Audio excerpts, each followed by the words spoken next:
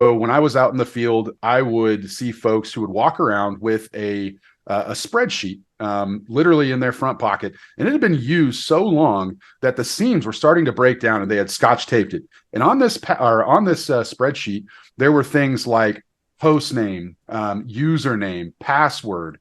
And it really dawned on me that inside my security program, these operators, first of all, had lots of passwords that they needed to remember. And the second thing is that we weren't doing our job. If they could sit on a spreadsheet that long that the seams could wear out, that meant we were not rotating passwords. Other things, when I saw the spreadsheet, very default user credentials, admin, admin, opper, admin blank. Fast forward to Xage.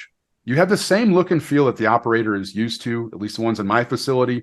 They can see the host name. They can even see a good description of it. They have the IP address still, but now all they have to do is hit launch. Now, this is our outside contractor.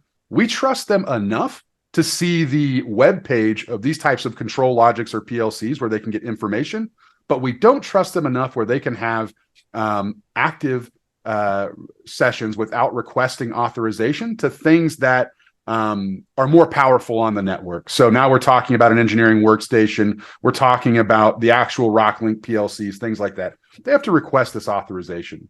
So great workflow. They hit request. And this is neat because we're already time boxing them. We're actually forcing them to do all the heavy lift, and then just another person who actually knows who these folks are to approve it. So they got to put in a start time. They got to put in an end date. Let's say they're going to put for 2 days. They've got to describe what they're working on. So work order, 1, 2, 3, and they're going to hit submit. Now, I've already logged into my Xage manager. I can approve it in here. I can also approve this from an email. But the email is going out to the super admins and the site admins, meaning that you have granular control over who can approve this access and how they interact with the folks requesting. Now, again, in my background, I was a cybersecurity practitioner. A lot of times I got the phone call at 3 a.m., right? Hey, can Bob come in? Can Bob come in the network?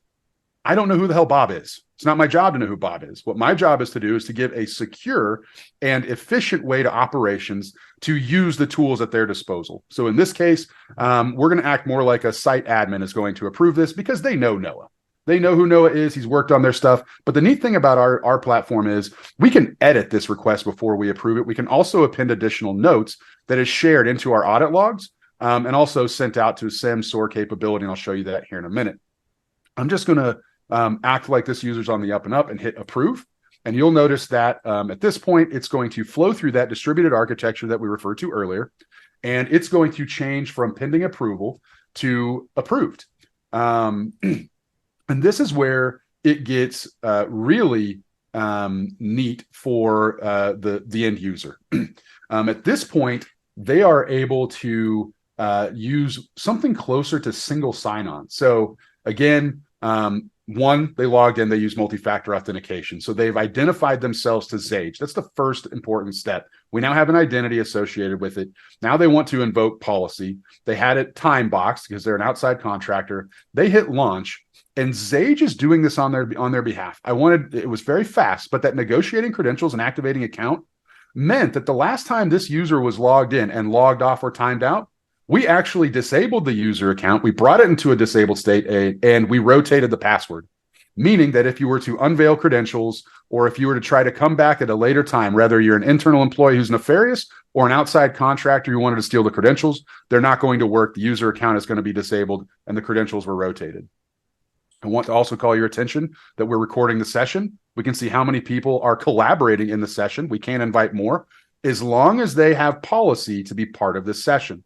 So you cannot invite someone who does not have policy inside of this session into this device.